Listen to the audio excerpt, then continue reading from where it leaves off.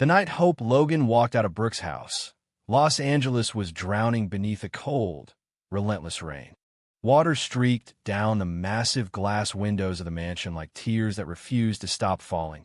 And for the first time in years, Hope felt something inside her finally break beyond repair.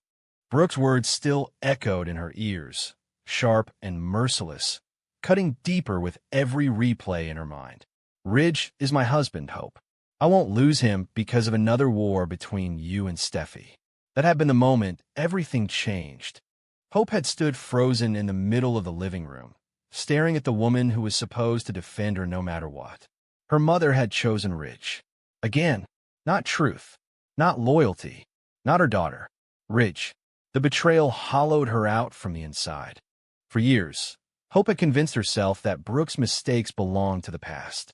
She believed her mother had changed, that family finally mattered more than passion, more than the endless toxic cycle surrounding Ridge Forrester. But the illusion shattered in seconds. Brooke had not changed at all. When forced to choose between her daughter and the man she loved, Brooke always chose Ridge. And Ridge would always choose Steffy. Hope's fingers tightened around the strap of her purse as she stood near the doorway, soaked in silence while Brooke tried to explain herself. The excuses only made things worse. She's his daughter, Hope. You know how protective he is. Protective. The word ignited something dangerous inside her. Steffy could humiliate her publicly, undermine her work, manipulate every situation at Forrester Creations, and somehow everyone still defended her. Ridge defended her because she was his daughter. Taylor defended her because she could never see fault in her precious child. Liam defended her whenever Kelly was involved. Even Brooke eventually defended her to keep peace inside the family. Hope was tired of peace. Peace had made her weak. As thunder shook the hills outside the mansion, Hope looked at Brooke with eyes colder than winter itself. You didn't betray me tonight because of Ridge, she said quietly. You betrayed me because, deep down, you believe Steffy deserves to win. Brooke's face paled instantly. That's not true.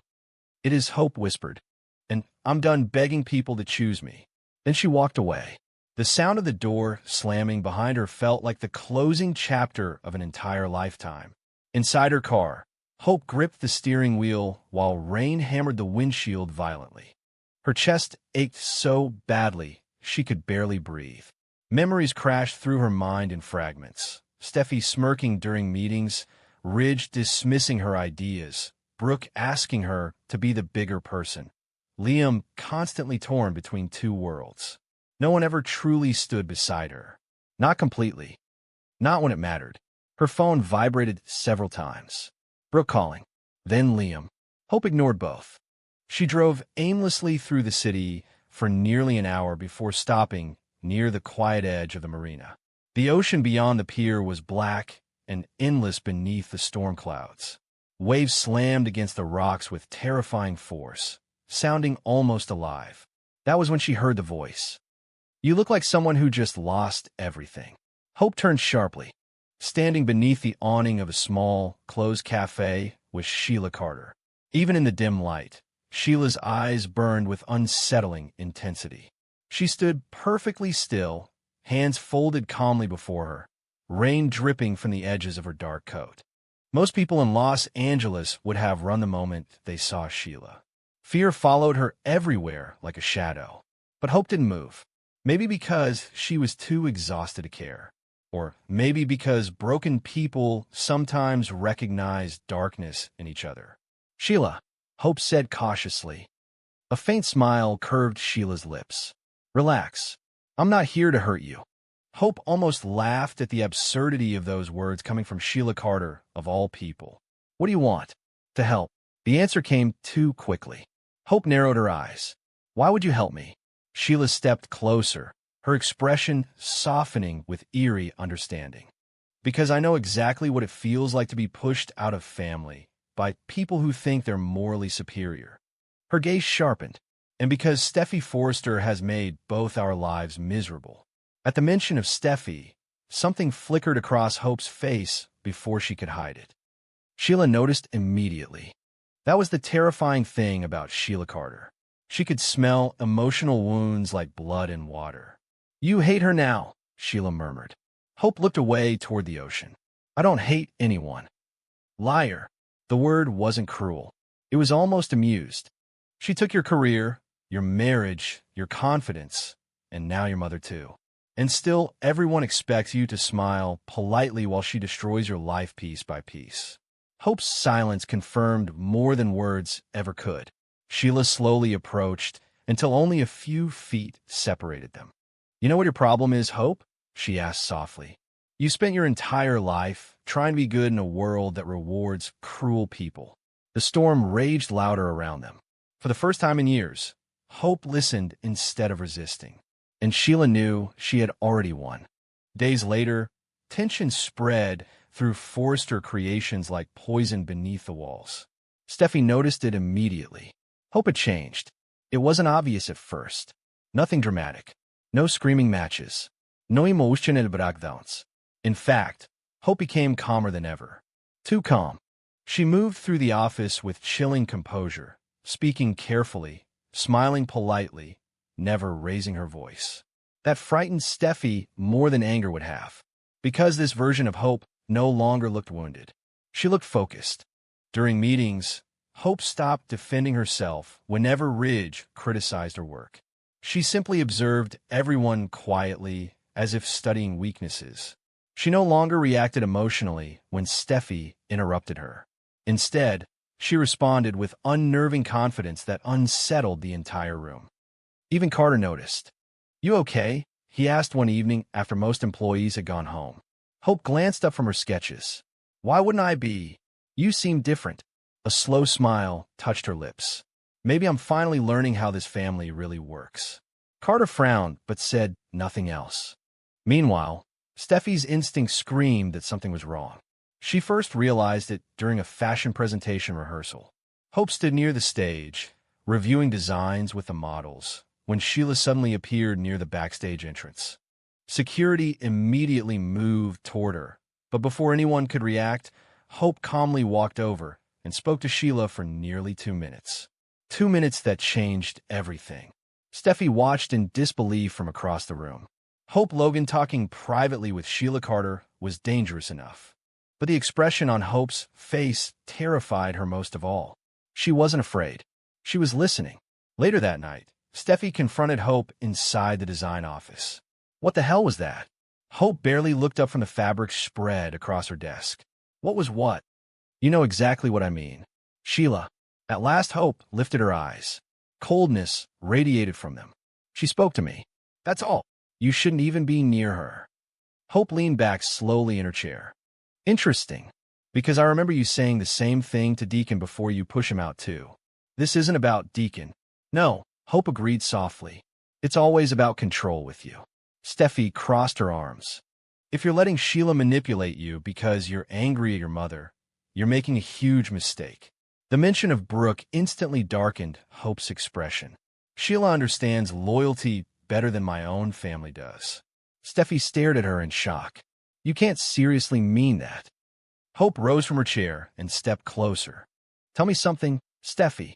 Why is it that every time you destroy someone's life, everyone calls you strong, but if someone finally fights back against you, they're dangerous?" The tension between them became suffocating. Steffi saw something in Hope's eyes that she had never seen before, resentment without restraint. And suddenly she realized this was no longer a rivalry. This was war.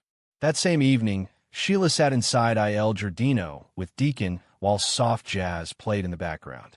The restaurant was nearly empty, the lights dim and intimate, but Sheila barely noticed any of it.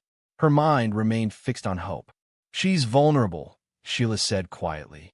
Deacon looked uneasy. "That's exactly why you should stay away from her. She needs someone. She needs therapy, not you." Sheila smiled faintly. "You think I'm manipulating her, aren't you?" Sheila's silence answered the question. Deacon sighed heavily, rubbing his forehead. "I know Steffi's treated Hope badly sometimes, but whatever you're planning, don't drag Hope into your obsession." At the word obsession, Sheila's eyes sharpened dangerously. "Steffi has spent years treating me like a monster while pretending she's morally superior. Maybe it's time she understands what fear actually feels like. Deacon's expression darkened.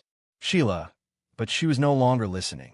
Because for the first time in a very long time, Sheila saw opportunity. And Hope Logan was the perfect doorway back into the Forster world.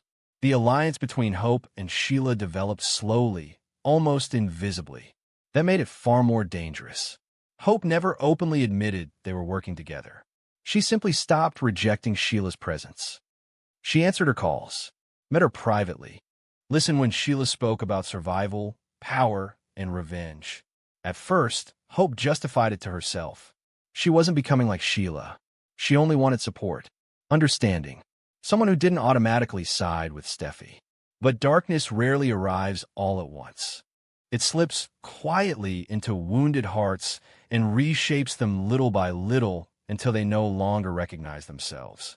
Soon, Hope began feeding Sheila information about Steffi's schedule, meetings, and family tensions. Nothing criminal, nothing truly terrible, at least not yet. Still, each secret shared pushed Hope further across a line she once swore she would never cross. One afternoon, Sheila met Hope in a secluded corner of the Marina Cafe. "You're hesitating," Sheila observed. Hope stared into her untouched coffee. "I don't want anyone hurt." "Neither do I," Sheila lied smoothly. "I simply think Steffi needs consequences." Hope's jaw tightened. "She always escapes consequences." "Exactly." Sheila leaned forward. "Do you know why powerful people keep winning, Hope? Because good people are too afraid to become dangerous." Those words lingered long after the conversation ended. Meanwhile, Steffi's anxiety intensified daily. Small incidents began piling up around her life in disturbing ways. Important files disappeared from her office. Anonymous messages arrived warning her to watch her back. Her car alarm triggered repeatedly in the middle of the night. Once she even found Sheila standing silently across the street outside the Cliff House, watching. Finn immediately contacted security, but Sheila denied everything. And there was never enough proof. The psychological pressure became unbearable. One night, after putting Kelly to bed, Steffi finally broke down in Finn's arms. "She's trying to destroy me," she whispered shakily. Finn stroked her hair gently. "Who?" "Sheila." "Both of them."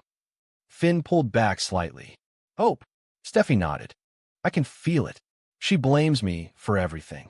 And Sheila's feeding that anger." Finn looked troubled. "You need evidence before accusing Hope of something this serious." "I know what I'm seeing." But even as she spoke, doubt flickered inside her.